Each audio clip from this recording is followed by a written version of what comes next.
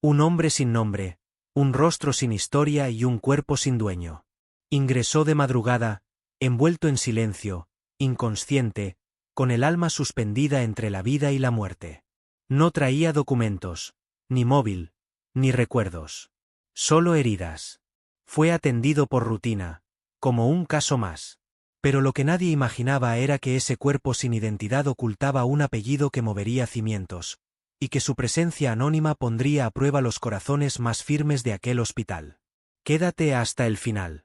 Porque esta historia no solo revela el peso de una vida olvidada, también muestra lo que ocurre cuando una alma buena se cruza con un destino sellado. El Hospital Universitario de La Paz, en Madrid, sigue funcionando mientras la ciudad duerme.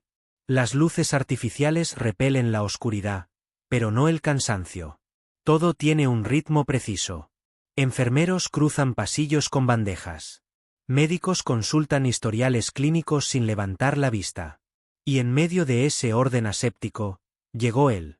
Una ambulancia lo dejó en urgencias. Ningún dato. Ninguna pista. Los informes médicos se llenaron con códigos impersonales. Paciente X. Masculino, 40 años, sin filiación. Nada más. Fue trasladado a la UCI sin expectativas. La mayoría de los profesionales lo vieron como un caso cerrado antes de comenzar. No reaccionaba a estímulos. No emitía sonidos. No tenía a nadie que preguntara por él. En la cama 209, conectado a máquinas, parecía un cuerpo esperando a apagarse. Pero había una excepción. Enfermera auxiliar en el turno de noche, Lea Dubois no se guiaba por lo que veían los ojos. Nadie sabía mucho de ella. Había llegado meses atrás desde Girona. Discreta, meticulosa, con una forma de trabajar que parecía escuchar más que hablar. Lo vio por primera vez en silencio. Nadie le pidió que se ocupara de él. Pero lo hizo. Limpiaba sus heridas con el mismo cuidado que si atendiera a un ser querido. Acomodaba las sábanas varias veces al día, aunque no hiciera falta. Le cambiaba el agua de la mesilla, aunque nadie la bebiera. Y cada madrugada, cuando el hospital parecía en pausa, pasaba minutos extras en su habitación, como si vigilara algo más que sus signos vitales. Lo que para otros era un caso perdido, para ella era una presencia. No hablaba de él. No pedía explicaciones. Pero sus acciones decían más que cualquier discurso. No eran cuidados clínicos. Eran gestos humanos. Y esos gestos, aunque invisibles al resto, empezaron a transformar la atmósfera de la habitación. Con el paso de los días, ningún familiar llamó. Ningún amigo se presentó. El cuerpo seguía en coma, pero algo imperceptible cambiaba. Los informes clínicos lo ignoraban, pero Lea empezaba a notar diferencias. Aumentos mínimos en la frecuencia cardíaca cuando entraba. Cambios en la respiración durante la noche. Microgestos. Reacciones casi imperceptibles. Nadie los validó. Para los médicos, eran reflejos sin valor. Para Lea, eran respuestas. Señales de que, detrás de ese silencio, alguien escuchaba. Ella comenzó a registrar cada detalle en una libreta personal. No como prueba, sino como un acto de fe. Era su forma de decirle al mundo: este hombre está aquí. Existe. Siente. Lo que comenzó como un cuidado rutinario, se convirtió en una rutina emocional. No lo trataba como un paciente, sino como un testigo. Un testigo de su propia lucha. A veces, tras largas jornadas, volvía al hospital solo para verlo unos minutos. No decía nada. Solo lo miraba. Y se quedaba. Como si temiera que el olvido lo consumiera por completo. Los compañeros empezaron a notarlo. Algunos lo tomaban como una exageración. Otros, como una rareza. Pero nadie intervenía. Después de todo, no interfería con su trabajo. Y nadie más se ocupaba de él. Así que la dejaron hacer. Mientras tanto, el hospital seguía su curso. Partos, cirugías, urgencias. Todo giraba con precisión quirúrgica. Pero en la cama 209, donde no había nombre ni pronóstico, se gestaba algo distinto. Algo que no estaba en los protocolos ni en las guías médicas. Porque a veces, Los gestos más silenciosos son los que sostienen la vida. Y en esa habitación sin palabras, donde el tiempo parecía detenido, una enfermera y un hombre desconocido compartían algo que ni la ciencia ni los expedientes podían explicar. Aquel hombre no lo sabía, pero su presencia ya había empezado a cambiar cosas. Lo que Lea tampoco imaginaba era que detrás de ese rostro anónimo se escondía una historia que estremecería los cimientos del hospital. Y que ella, sin pretenderlo, estaba a punto de descubrir que los gestos más simples tienen un precio, y un eco que alcanza hasta los nombres más poderosos de la ciudad. La mañana que alteró la calma del hospital comenzó como cualquier otra. Las persianas automáticas subieron a las 8 en punto. Las bandejas con el desayuno circularon entre habitaciones. Los murmullos de médicos repasando expedientes llenaron los pasillos como un murmullo constante. Pero en la planta de la UCI, el silencio habitual fue interrumpido por algo que nadie esperaba, una alerta en el sistema. Uno de los nuevos residentes, revisando la base de datos nacional por protocolo, repitió el escaneo de huellas del paciente X. Y esta vez, contra toda lógica, el sistema arrojó un resultado. Una coincidencia. Un archivo clasificado. Un apellido que pocos se atrevían a pronunciar sin titubear. Salvatierra. El joven médico parpadeó 2 veces. Volvió a leer.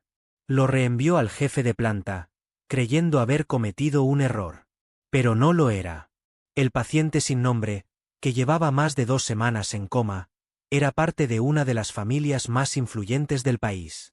Su nombre completo, Gonzalo Salvatierra Ortega. Heredero directo del conglomerado farmacéutico Salvatierra Group, una dinastía ligada a fondos de inversión, hospitales privados y campañas políticas silenciosas. La noticia no tardó en recorrer los despachos. La dirección del hospital activó protocolos internos. Se sellaron informes. Se bloquearon accesos digitales. De un momento a otro, aquel hombre anónimo se transformó en asunto delicado. Y con él, todo cambió. Ningún comunicado fue emitido públicamente. Oficialmente, seguía siendo un paciente más. Pero en los pasillos, su historia comenzó a deformarse como una sombra alargada. Rumores. Hipótesis. Teorías. ¿Cómo había acabado Gonzalo Salvatierra, hijo del magnate Augusto Salvatierra, en coma, solo, abandonado en la vía pública? ¿Quién había querido que desapareciera sin dejar rastro? Lea lo supo antes que muchos, no porque alguien se lo dijera, sino porque notó los cambios. La forma en que las visitas a su habitación comenzaron a estar restringidas, incluso para el personal habitual. Las miradas tensas entre los superiores. Las hojas del expediente, que hasta entonces parecían un registro más, desaparecieron de su mesa de control.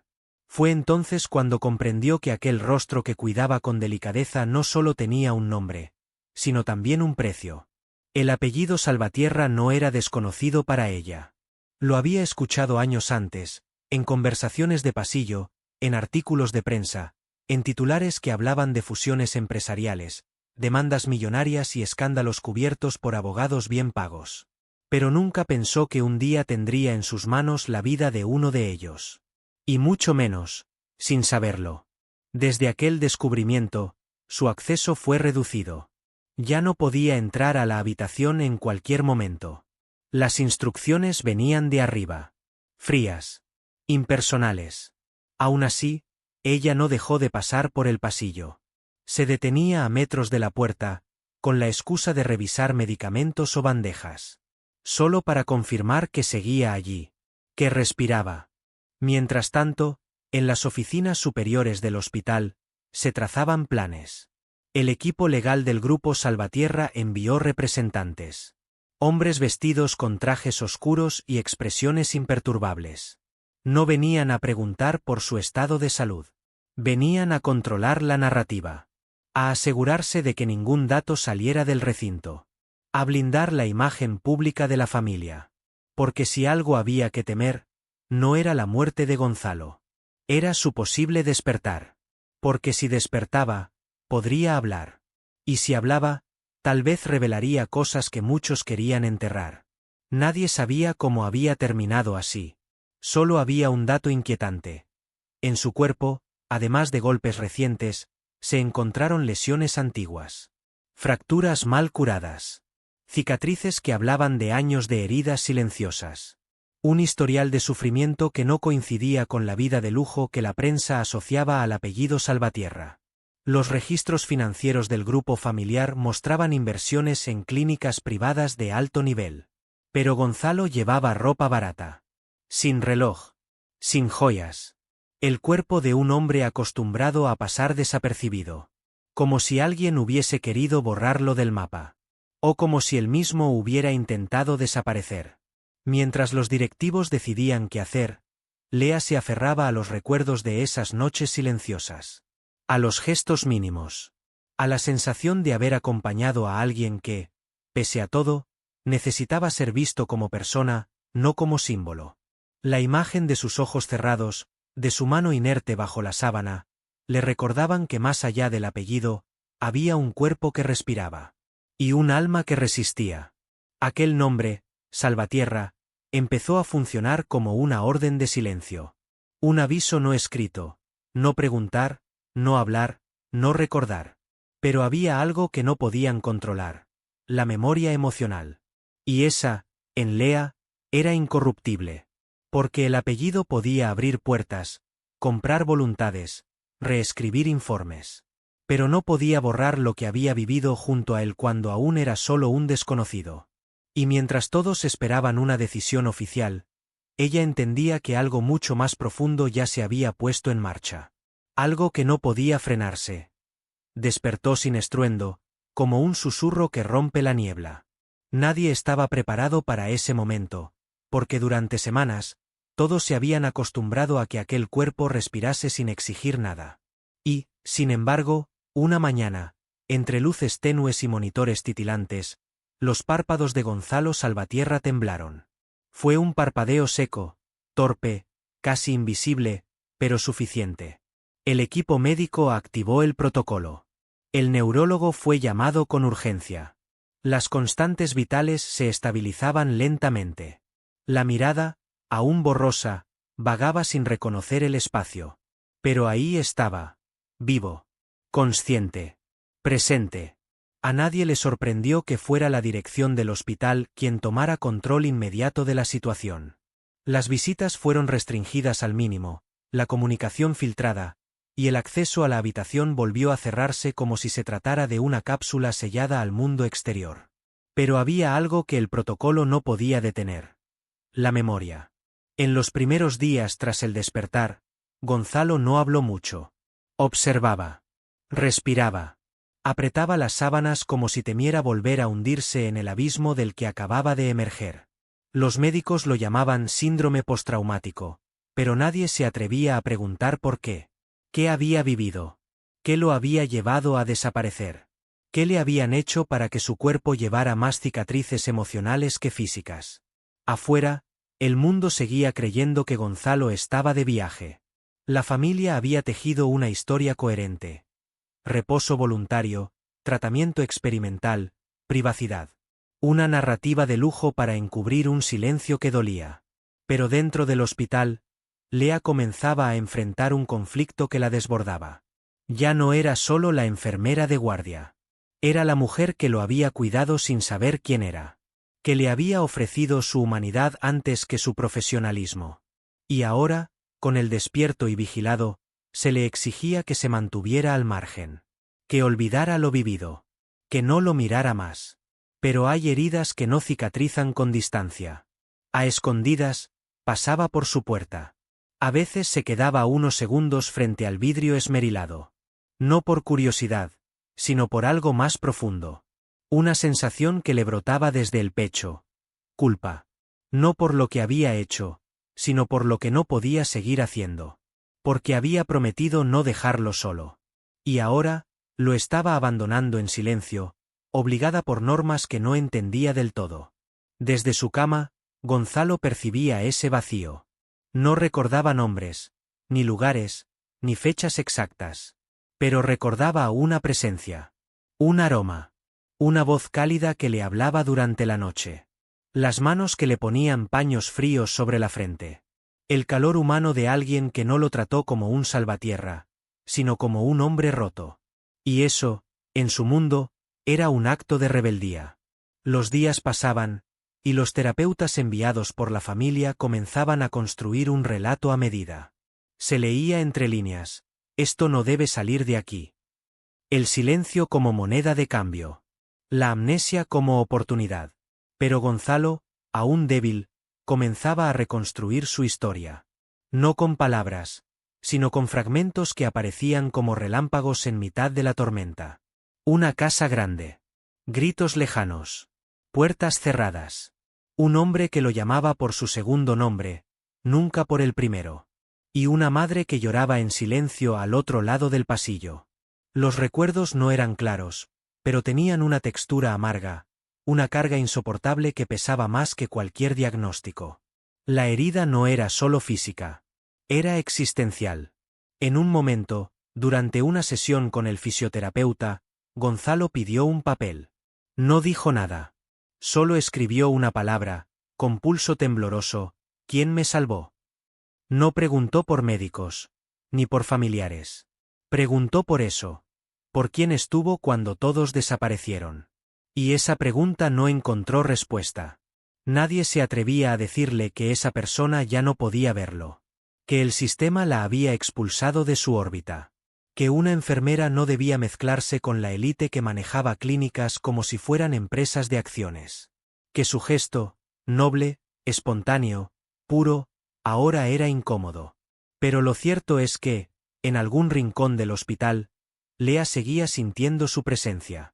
Como si un lazo invisible los uniera más allá del apellido, del protocolo y del miedo. Porque ella sabía que él no era simplemente un heredero caído. Era un hombre herido. No por el accidente, sino por una vida que lo había convertido en prisionero de un apellido que pesaba más que su cuerpo. Y eso, no lo curaban ni los millones, ni los informes, ni los silencios pactados. Así, en dos extremos del mismo edificio, dos almas heridas se buscaban sin saberlo. Uno, entre sabanas blancas, reconstruyendo los escombros de su identidad. La otra, entre turnos extenuantes, preguntándose si aún tenía derecho a acercarse.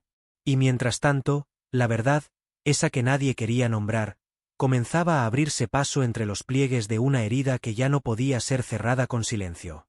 A veces, lo más pequeño contiene el mayor peso. Una decisión silenciosa. Un acto sin espectadores. Un gesto hecho desde la pureza, sin saber que cambiaría destinos enteros. Ese fue el corazón de esta historia. Y aunque las paredes del hospital intentaron ahogar esa verdad, la vida siempre encuentra una rendija por donde florecer. Una mañana cualquiera, mientras el hospital despertaba entre tazas de café y pasos apresurados, una nota sin firma apareció sobre la mesa de la jefa de enfermería. Era un sobre sencillo, de papel reciclado. Dentro, solo una hoja. No tenía remitente, ni membrete oficial. Solo dos frases escritas con una caligrafía firme y pausada. Ella me salvó antes de que yo supiera quién era. No la alejen ahora que empiezo a recordar. La nota no estaba firmada. Pero no hacía falta. En cuestión de minutos, el rumor se deslizó por los pasillos como un susurro que nadie se atrevía a silenciar. Había vuelto la pregunta incómoda. ¿Quién era ella? ¿Por qué tanto miedo a su presencia? ¿Desde cuándo un acto de compasión se consideraba una amenaza? En la sala de fisioterapia, Gonzalo avanzaba torpemente con su andador, mientras un asistente lo observaba desde la distancia. A cada paso, no solo recuperaba movilidad, recuperaba dignidad. Y cada vez que escuchaba una voz femenina pasar cerca, su mirada se tensaba, buscando algo que aún no podía nombrar. Lea no había vuelto a pisar su habitación.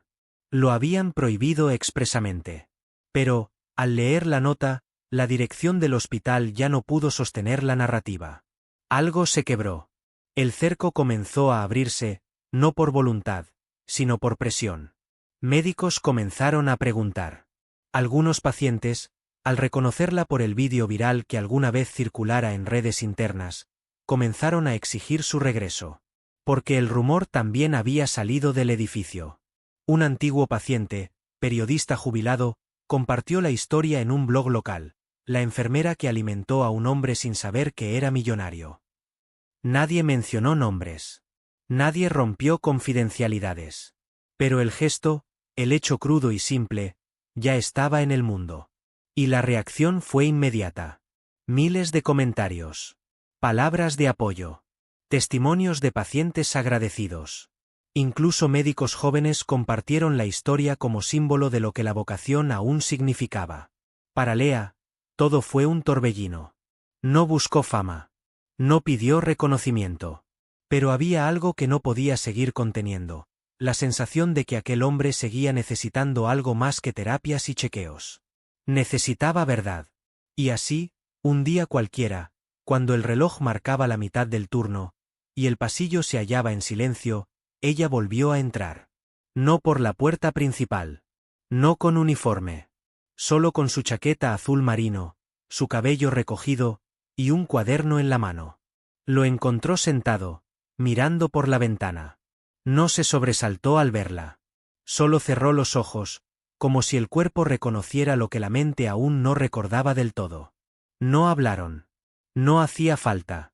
Ella dejó el cuaderno sobre la mesa, asintió suavemente, y se marchó. Otra vez. En silencio. Horas después, Gonzalo lo abrió. Eran páginas simples, escritas a mano. No hablaban de medicina. Tampoco de pasado. Eran fragmentos de los días compartidos sin nombre.